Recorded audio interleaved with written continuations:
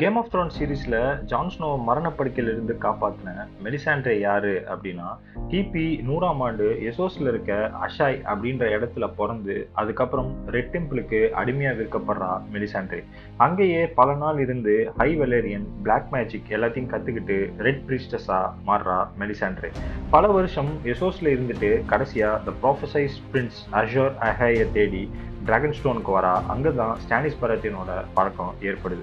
மெலிசாண்ட்ரே தன்னுடைய அழகை வச்சு ஸ்டானிஸ் பரத்தியனை மயக்கி இவ சொல்றது எல்லாத்தையும் கேட்க வைக்கிறான். ஆனா அந்த அழகுக்கு பின்னாடி அவ போட்டிருக்க நெக்லஸ் ஒரு காரணமா இருக்கு.